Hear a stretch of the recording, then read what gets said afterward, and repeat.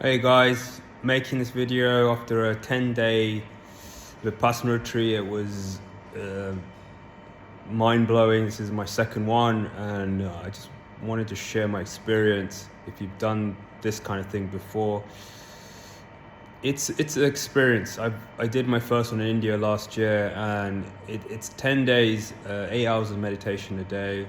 It's very strict, and there's a lot of rules to keep you in the body and meditate.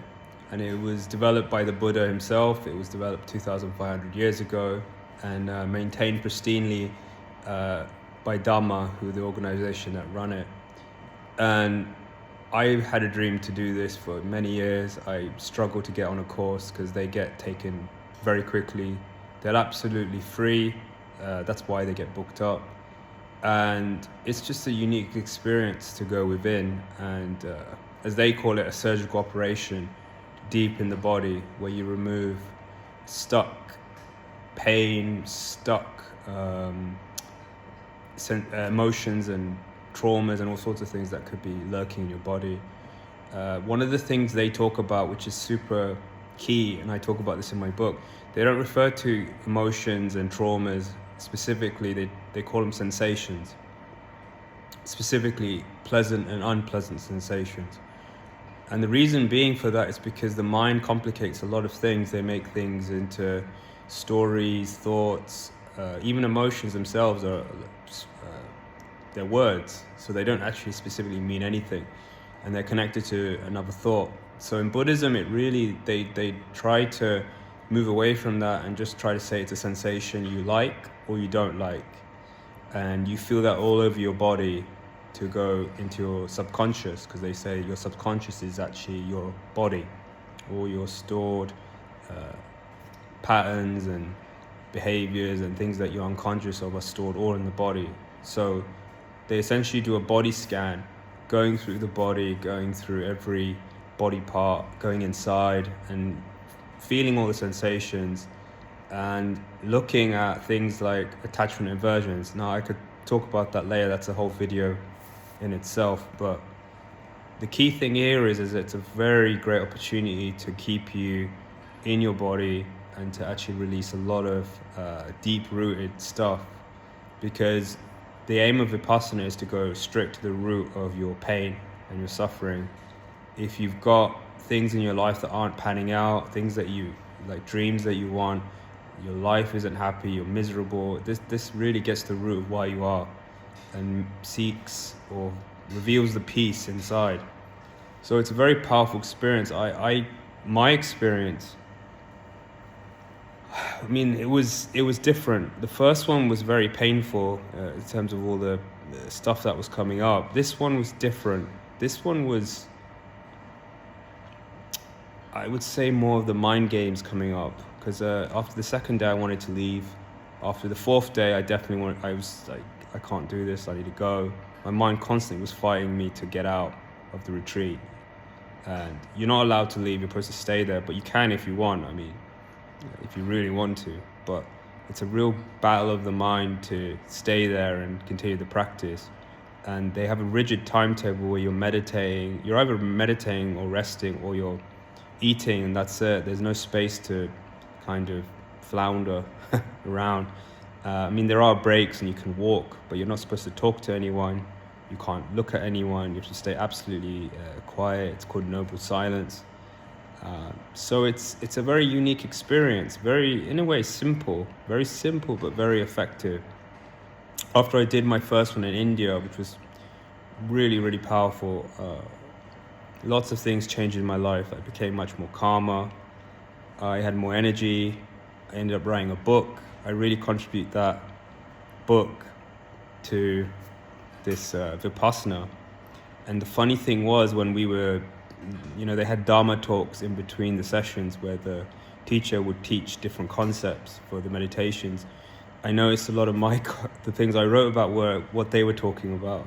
I'm sure I got it from there, or maybe this is knowledge. They call it Dharma. It's universal knowledge. So it's not mine, it's not theirs. It's in law of nature, they call it. So that was present in my book when I finished the book.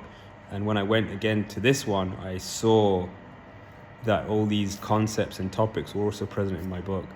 So that's interesting that probably had an influence over it. I started my coaching again, and I got my first client, started my podcast. I had an intense energy to start doing things. And after this experience, I have a lot of energy now. I'm still recovering. I just got back yesterday from Spain. I drove 5 hours after retreat. So I am in a way a little bit still integrating what's going on, but I wanted to make this video to talk to you about it. I was going to make it yesterday, but I just thought it's not the right time.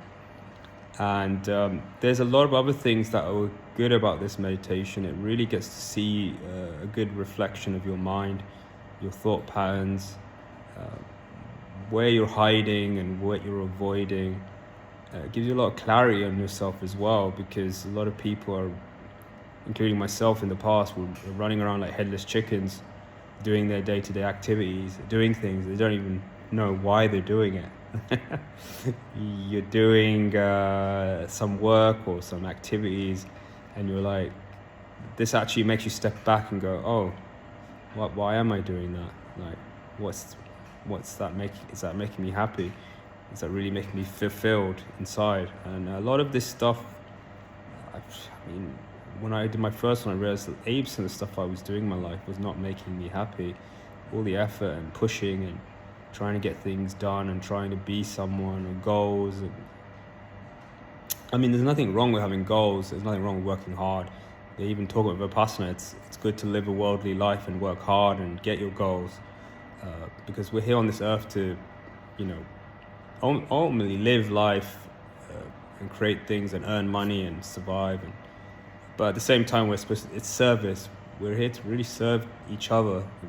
That's the purest sense, according to Dharma, that serving one another in the purest sense, without any ill intentions behind it, is the most purest way of living in life. So I feel like in my last year when I started coaching, that was where I felt I could really give a lot more of myself in terms of my experience and wisdom. And I'm still learning. I'm not like some wise person at all. I'm like still growing. I'm 42, and I probably maybe have more time left to grow and learn. But in this retreat, I had a lot more insights about what I want to do for my coaching and who I want to serve, because I was kind of hiding away from that part as well. And I would like to make more videos talking about that. But this video was just a quick kind of introduction of my experience doing that vipassana. I highly recommend it. It's super powerful and simple, but the simplest things are super difficult, because feeling things you don't want to feel, it's tough. It's tough. But determination and wanting to have a fulfilled life, to feel peace, to feel joy, requires determination, because it's not just something that's handed out. Our ego and our mind doesn't want us to be happy in a way. It's kind of keep us trapped in this endless misery, which we then work toward trying to get external objects. This is the thing Vipassana talks about. It's like we believe the external will make us happy. We're always facing outward. I want that relationship, I want that job, I want that business, I want that money, I want that body, and it's thinking that somehow that will make us happy, when it's actually the opposite, where when you're feeling peace, happiness and joy inside, these things actually just come as a byproduct, because you're already happy and peaceful inside. And I'm not trying to teach you this, because I'm learning this all the time myself. I fall into this trap of thinking, oh, that will save me, or doing that will make me feel safe, and that will make me feel happy, and blah blah blah blah. So yeah, I highly recommend it if you haven't done it already. I'm sure a lot of people watching this have done one. I know a lot of people who I talk to have done one in the past. I kind of would like to now do one every year as a kind of reset. Again, I talk about this in my book, Reset Point, that taking a renunciation every year is quite critical for us to step back and have clarity on our lives, and just remove all the junk that we accumulate over the years. We accumulate so much crap through our day-to-day, people, our job, our social media, all the stuff we consume and everything. It's just clogs us up, and then we feel like we're like full and stuck. So going there and having time for yourself, being in yourself, and clearing all this stuff out. It's not an easy process, but the environment's very supportive. There's a lot of calmness and kindness. The staff that work there were fantastic, very kind, very supporting. The whole thing is absolutely free. You don't pay anything. You donate at the end if you want, but because you get such a wonderful experience and the result, you're like, well,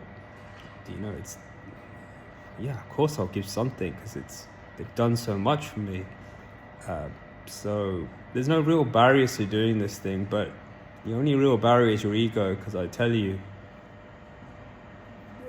even when I went back for the second time, I knew I've done this, but I was nervous, I was scared, because my mind didn't like the idea of my ego, not my mind, my ego being dissected and destroyed. It doesn't want to be dissolved, it wants to survive. So it's throwing up so many things to try and stop me and try and block me. I remember, but I'm very happy I did it. And anyway, that's the end of this video, and hope you enjoyed it, and hope to hopefully hear from you if you find this useful or valuable. Cheers.